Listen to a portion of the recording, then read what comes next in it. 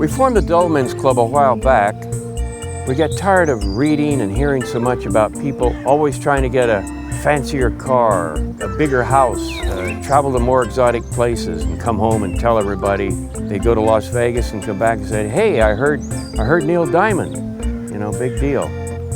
Dullmen's Club is a place in cyberspace where dull men can hang out and share their experiences with fellow dull men and women that appreciate dull men. It's a sanctuary for them. A place they can hide out, get away from the glitz and glam, the hurly-burly, all the noise of modern life, the pressures to keep up with the Joneses. I don't know who the Joneses are anyway. Do you?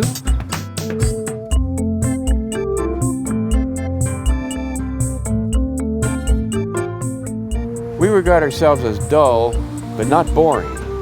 We're grateful for so many things in our lives. There's the Biscuit Appreciation Society, the Traffic Cone Preservation Society, the Apostrophe Protection Society, the Cloud Appreciation Society. It goes on and on.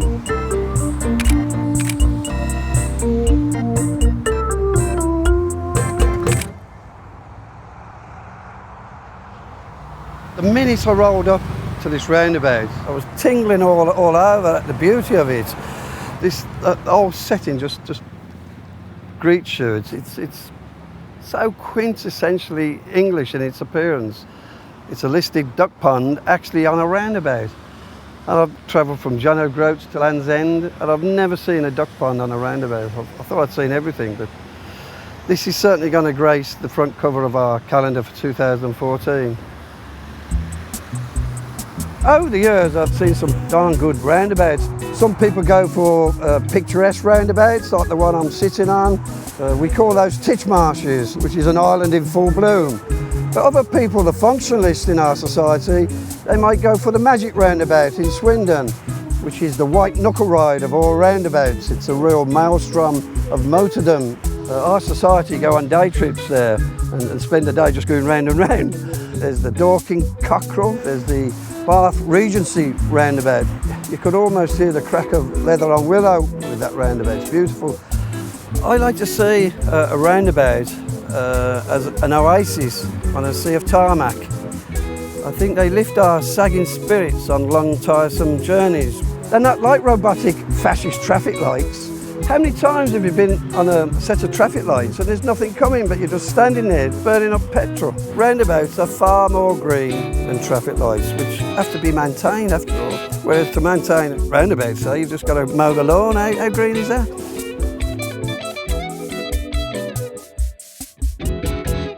We find there's a lot of joy in just sitting on a park bench, for example, like here in this beautiful park right in the middle of London, to take my time. Time is what keeps everything from happening all at once. But you know, Cleveland Square is not really a square. It's actually a trapezoid. A lot of the squares in London are not squares. Sloane Square is a rectangle. Grosvenor Square is not a square. It's an oval. I think there really should be a renaming of these squares in London. We have a Dull Men of the Year listing every year, and one of the nominees last year was a retired postman living in Malvern in Worcestershire. Wonderful box, absolutely love it. 160 years old, but a rubbish plate, and when it was put on crooked. I like this spot, enjoy it, very quiet. You get 2 boxes for the price of 1. The hobby has become a photographic challenge. I don't think I could ever photograph them all. There are 115,000 take or give of boxes in Royal Mail's collection. I think I've probably done about 2,500. It's become addictive in a way that it takes me to places that I would not normally visit. And one of my dear wife's interests is following a musical show around the country, and we've actually seen it over 80 times now in 40 different theatres, and we've stayed in many, many hotels. And one of the advantages of that is, of course, invariably there is a post box near the hotel. And they come in all shapes and sizes. In Stoke some years ago, 3 boxes right outside the front door. Brilliant. One of the benefits of joining the Letterbox study group is access and use of their database. And with the help of my son, I have been able to get those references into my GPS unit. and we've set it that it will give me an alarm, a little ding-a-ling warning when I approach a postbox. I never leave home, or rarely leave home without it. I would try and hunt out the grade A's and the grade B's and try and find them. One can go walking around the side streets in towns and villages, and you meet with different people, new people. They're curious as to what one is doing. Sometimes one can get some hoots and laughs from passing vehicles.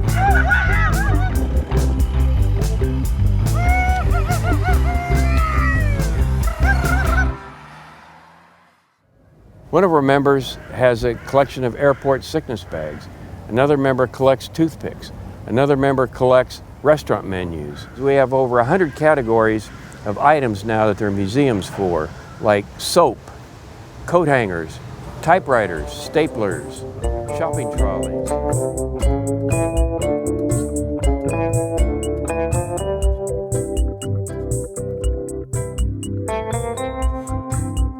Like all collecting, you've got the dealers, you've got the people who collect for monetary advancement, but there are quite a few of us who are quite dedicated milk bottle collectors who collect them for their own sake.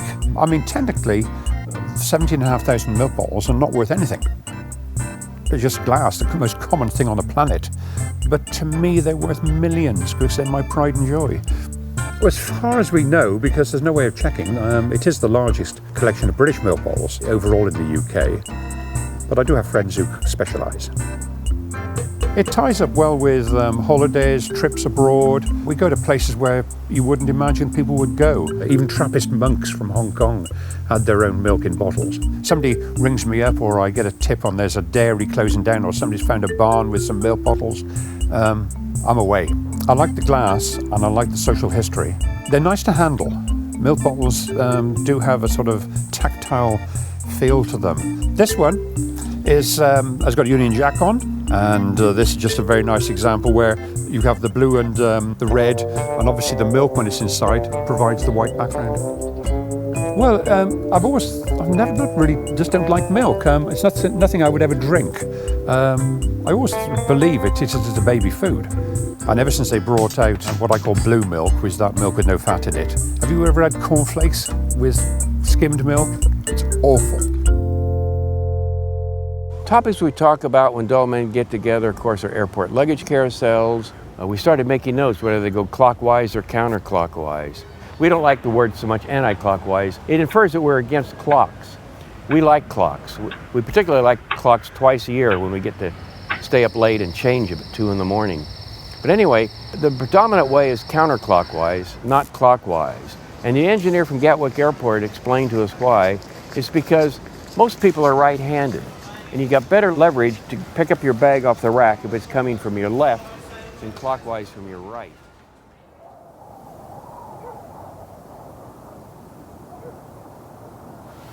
It all started back in round about 1999. I worked for 16 years at Rothwell Colliery, just south of Leeds. All the buildings had been demolished. It was a derelict site. The reason I got into brick collecting was because I noticed that these bricks were lying about and the names of the brick makers were there. And that's where the interest started, because none of these brick makers were still in business. I thought really that it was part of our industrial heritage that's gone by the board. So anyway, when I got them home, by this time I'd picked up maybe about 40 different bricks with different makers, names on. Didn't know what to do with them, so I eventually finished up putting a path down and building a small wall here with the name showing. And it became a bit of an obsession. So every time we go out now, 9 times out of 10 I would come back with a brick and it would add to the collection. Any hedgerow, you'd be surprised where they are. They're all over the place. And nobody wants them, except us.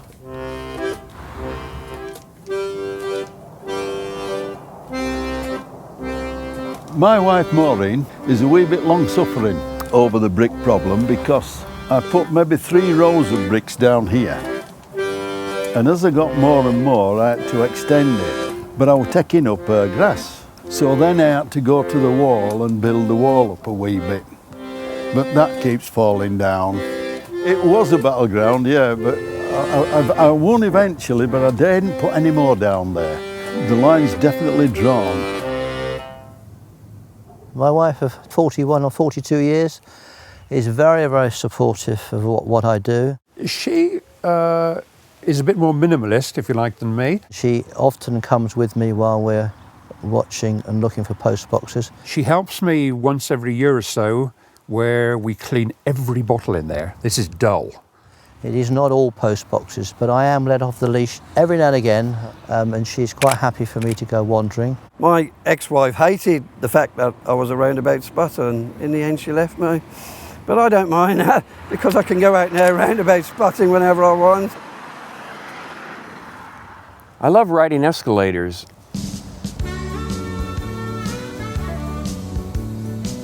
A long ride is enjoyable. You can stand there and relax and not be anxious about getting off for a while. Just stand back there and look at the pictures on each side, the adverts. And a longer ride, the adverts repeat themselves every so often. So if you miss completely reading one at one point, you can just wait till you get a little farther down the escalator and it'll appear again. I quite frankly don't know why people walk on escalators. And if you're going to walk, take the stairs. Leave the escalators alone for us people to just enjoy a pure escalator ride. I just marvel at engineering behind escalators, to think that they're doing the job for us, that I don't have to exert myself to go downstairs or go back upstairs. It's like I'm just floating down into the subway station.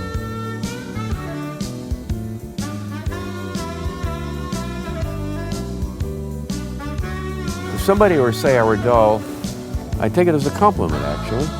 You can call me dull if you like. I feel there's no such thing as an uninteresting roundabout. Even the humble PMT, stroke of genius it was. But we don't like driving over those things. You should navigate accordingly and go round them. And if it does look artistic, I suppose it does really, doesn't it? Tracy Hemming could make something out of them. Do you think? All right, mate.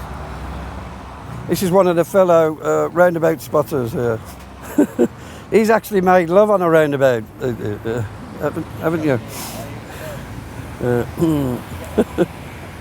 He's what we call a bonking bouter. You know, life seems to be continually speeding up. Cars are faster, planes are faster now. The modern world is busy, busy, busy. The thing that illustrates it more to us is the mobile phone. To date, I don't have a mobile phone. They can play music, they can do everything with a simple mobile phone that's about half the size of a brick. Don't need one. I don't walk into telegraph poles. I like to take in as much of where I'm going or what's in front of me as I can. You can take time and reflect on life. Could be an old lamppost, a finger post, a directional sign. We need to just take a step back and just go round the roundabout twice, slowly. There's a lot to be said for being dull. Everything that you're made of lasts longer. It used to get us out, actually. It got you the exercise. If you suffer from a nervous disposition or got heart trouble, it's the perfect hobby for you. It's just to sit back and take in these beautiful pieces of round architecture. People often ask us, is this Dull Men's Club, is it a movement? No, it's not a movement. We like to stay put. People also ask us, is the Dull Men's Club one of these 12-step programs? No. 12-step programs try to get people to change their behavior. The Dull Men's Club is a 2-step program. We admit we're dull, and we're going to keep it that way. Yeah, I'm the type of guy who likes to stay at home. I'm always in one place, and that's my front room. And when I find myself nodding off a bit, I get myself to bed, because that's a sensible thing to do. I'm not the wanderer. I don't like wandering. I don't know why though. Yes, I'm the wanderer.